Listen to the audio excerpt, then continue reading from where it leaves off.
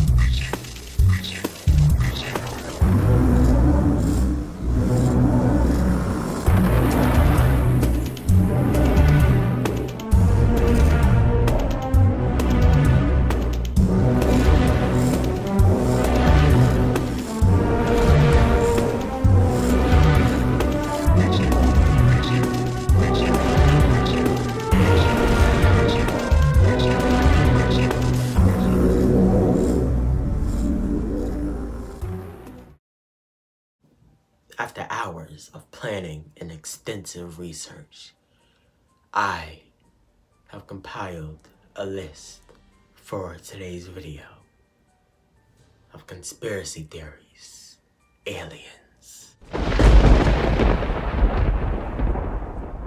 Believe what you want to throughout this video, but as I continue, I will be explaining historical facts and evidence. Very disturbing stories and accounts, very gruesome tales, very mysterious, unexplainable encounters. Our first subject of study, Barney and Betty Hill. The dark, dark night of September 19th, 1961. A night that would birth the first huge publicized case in America of alien abduction. My colleagues will be arriving with all of the case study files needed to discuss everything in this video very shortly. Thank you for your patience.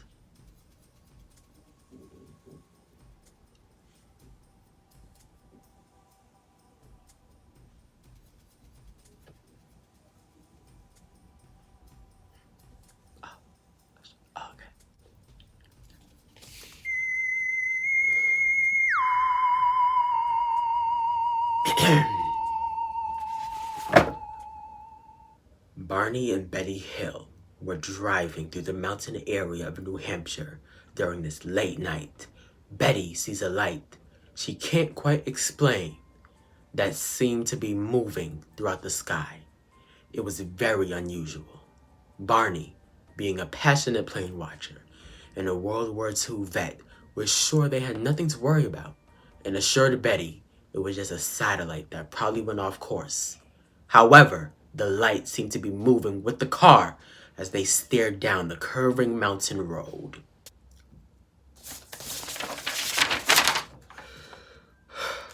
At this point, they thought it had to be an illusion, and the light just looked as if it was following the car, like how the moon can look as if it's following your car at night. But this was something different. This light stopped in midair directly in front of us. The car motor stalled, and at that point, I realized that they undoubtedly planned to take us on board. Next thing they know, they end up 35 miles further down the road with no recollection of how they got that far. Come to find out they were missing 2 hours of their memory.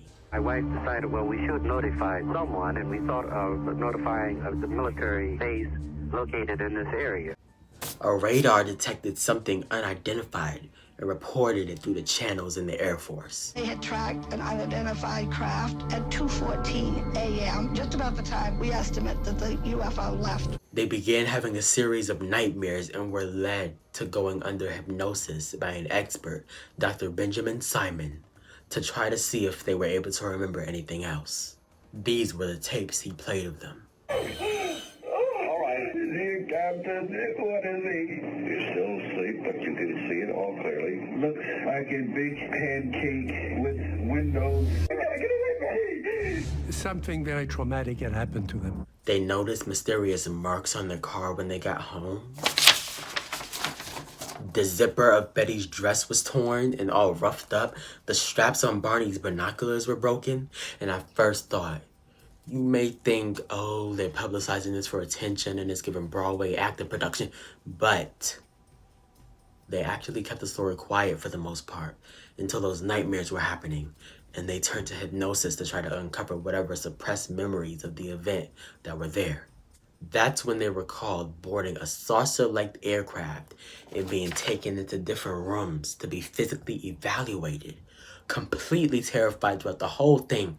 Their behavior, recalling these memories on that recording, wasn't any fear you can make up. Something happened to them on that night, and whatever it was did not seem to be of this world. A Boston reporter picked up the story, and they were basically thrown into the spotlight without their permission. Readers went crazy to learn more.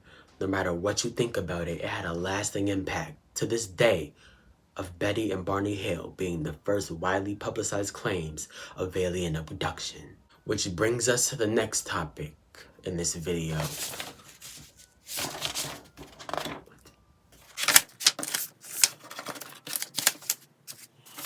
Colleagues, I thought you said that every topic that was going to be discussed today was in this one folder. I only see the Betty and Barney Hill case. Must I do everything around here, you alien-faced warthogs? We can stop the video right here. We don't need proof that aliens exist. They right there. Get the mirror. Alien right in front of my face. And I haven't even really seen him. What is he doing on the job? I recruit some of them to work for me in the college, and some of them just keep recruiting others without even my permission. Speak up. I can't hit. What was that? What he said? Oh, he know me? Oh, matter of fact, I know you too. I've been watching Animal Planet recently. I just see you scurrying around with the muskrats on channel 130. I know you. See you bright and early on my screen every morning. One moment, intermission. I'm super sorry to all the viewers out there. I told my colleagues to put every single case study in the same folder. They put everyone into a different separate folder. So, brief intermission. I'm so sorry. Thank you for your patience again. Our next topic is UFOs. UFOs, unidentified flying objects. The information that I told them to put in these folders, the information that I spent hours and hours gathering, they put into the... Yeah, we'll wait.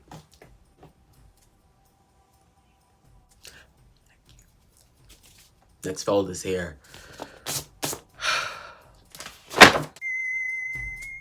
Between 1947 and 1969, more than 12,000 UFO sightings were reported to Project Blue Book, a secret Air Force team. I don't see an exhaust plume. No exhaust plumes, no markings, no wings, but caught on a U.S. Navy camera in 2014 and verified this year by the Pentagon. Well, there's no question that this is really attracting a lot of attention. The videos can be interpreted in a lot of ways. We simply don't have enough information or all the information to really evaluate them. But the experiences that are reported by the pilots are something else entirely. There's footage and records of objects in the skies that we don't know exactly what they are. We can't explain how they moved, their trajectory. Even Obama, a U.S. president, has reported things flying in the sky that our country can't explain. If it wasn't made by us, where does it come from? We keep close tracks on everything else. How is it that a whole identified flying object can make it into our skies without even the president knowing where it came from, unless it was something not of this earth? Don't you think by now, between the FAA and NASA and all this aerial surveillance, that they know what is flying in our skies? The government has even admitted it studies UFOs. The government. With everything they have to regulate in our crazy, massive world, why would they devote time to UFOs if they didn't see it as more than just a silly hoax? Now, next one. Oh, the next one already here? Oh, they learned it, y'all. Area 51. The Pentagon has officially confirmed that there was a $22 million government program dedicated to analyzing UFOs. Now that we know the government actually studies these things, what do we make of what we know to be the test site for it? In 1955, President Eisenhower approved the addition of the strip of wasteland known as Area 51 to the Nevada test site. People have reported seeing strange lights in the sky in this area for decades. Sounds familiar to the Betty and Barney Hill story. But what is so secretive about that base that they are putting billions of dollars into this that they can't speak about? The Air Force released a statement saying specific activities and operations conducted there cannot be discussed. What is so crazy in there that you can get killed or imprisoned for coming miles within this area before you even get to what they really have going on inside? People say maybe that's where they're keeping a captured UFO and doing studies on it, maybe even extraterrestrials themselves. On to the next one. Next one's delayed. Oh, well, you're gonna see a delay in your paycheck. Okay, the next one is here now. Animal mutilations. Unexplained livestock mutilations have been reported for centuries, usually coming across bloodless crime scenes, but they're animals dead. We have gathered some insider looks at these instances that you are free to view now. First, I thought it just died naturally. And then I got closer to it and I could see it wasn't natural. The eyes were gone, the tongue was gone, the ears were gone, the sex organs were cut out. It's just kind of weird. He notifies the local sheriff, who comes out to take a look. But there's nothing he can do. The case is shelved, but it remains a disturbing mystery. I guess one of the strangest things is the laser cuts. Why is there no blood? How come body parts aren't strung around? In 50 years of farming, Tom has never seen anything like this. It would be highly unusual for a predator to consume gallons of the animal's blood, but leave the carcass intact. Strangely, farmers all over the world are reporting similar mutilations. Retired Sheriff Lee Gerardo of Los Alamos County, Colorado, is also convinced that UFOs and mutilations are connected. A few years back, one rancher called me and said, you got to get out here, Sheriff. One of my steers is mutilated. And then 15, 20 minutes later, a bright orange light came up, about the size of a beach ball. He came up off the ground, then he split in two. What it got me, they were the same size after they split. Wow. The one ball just went flying north. He just took off and he was gone in just a few seconds. Did it make any type of sound? Not even a humming sound. And I still think to this day, and it'd take a lot to convince me otherwise, it wasn't from this planet. Our next topic, crop circles. Here we go again. Crop circles? No one? Crop? Well, I'm about to crop some money out of your paycheck if I don't see it in the next 10 seconds. Here we go, folks. Crop circles. These mysterious patterns and fields are being formed overnight, and we don't know who or what is making them. We have recovered some research for you to gaze your eyes upon. In 2004, a mysterious rock was found near the Roswell crash site, bearing the same image as a crop circle that was discovered in Chiselden, England on August 2nd, 1996. To me, it's very fascinating because it essentially shows that they're trying to somehow communicate with us. So the idea is that perhaps some of these crop circles indeed are messages from elsewhere. Further evidence of this can be found by examining the advanced astronomical, scientific, and mathematical equations contained within them. One formation had everyone baffled, and people were saying, well, what is this? Then a mathematician had a look at it and said, wait a minute, that's a representation of pi, and it's correct down to 10 decimal places. Because the way you get pi out of it is the lengths of the different arcs in each segment. And what happens is there's these little notches in the spiral that let you know you're at the end of an arc. So you actually have to measure the arc lengths as you go around, and their lengths give you the digits of pi. And there's a little circle to give you the decimal point. It just shows the level of knowledge, mathematical knowledge, geometric skill that goes into making these things. Mathematics is, of course, the universal language. If we ever encounter aliens, they're not going to speak English or French or German. We'll speak and we'll communicate via mathematics. Could crop circles, as some believe, be an attempt from an alien civilization to reach out and communicate with us? The next topic that has arrived early this time: galaxies and universes. Moving away from mysteries and allegations, if none of this other stuff convinces you, take into account just how massive the universe is, let alone all of the possibilities in other universes.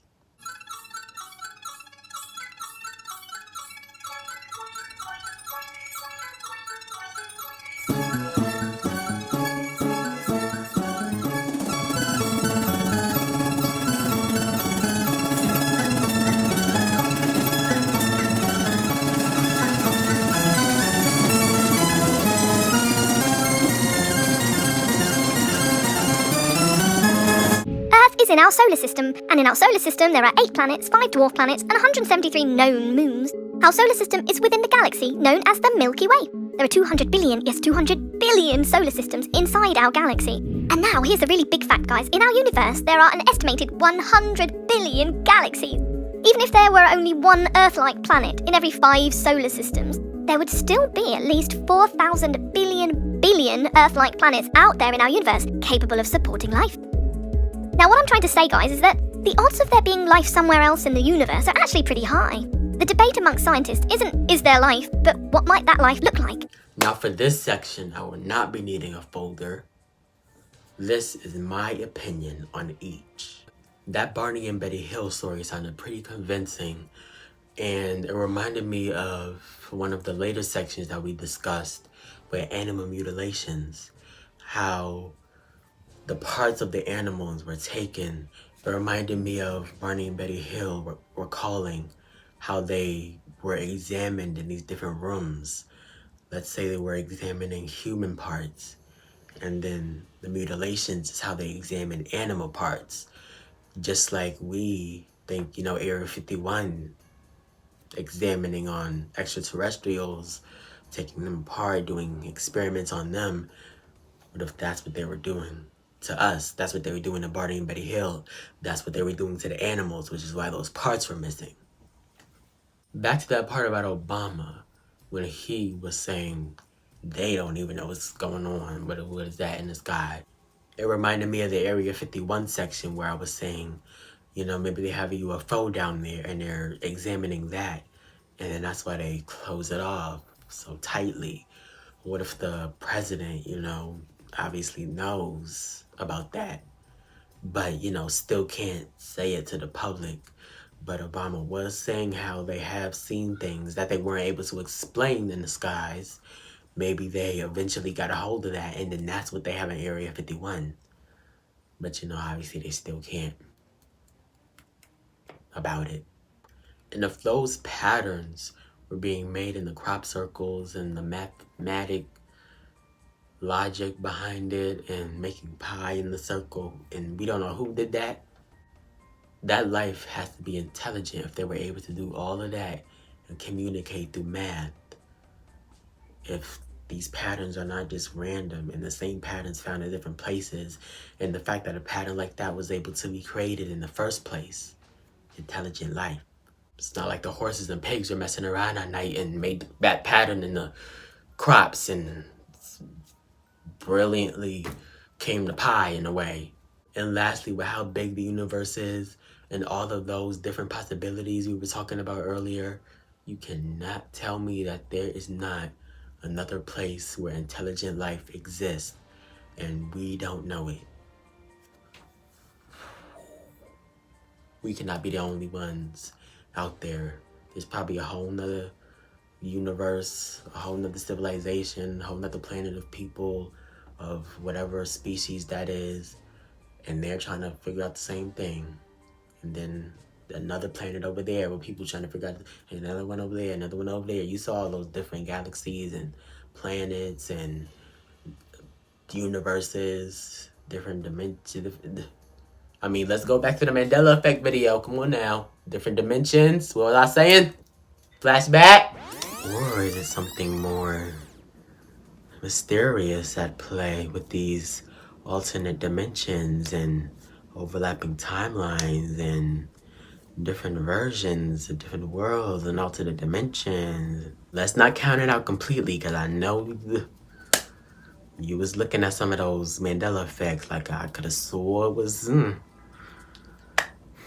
alternate dimension.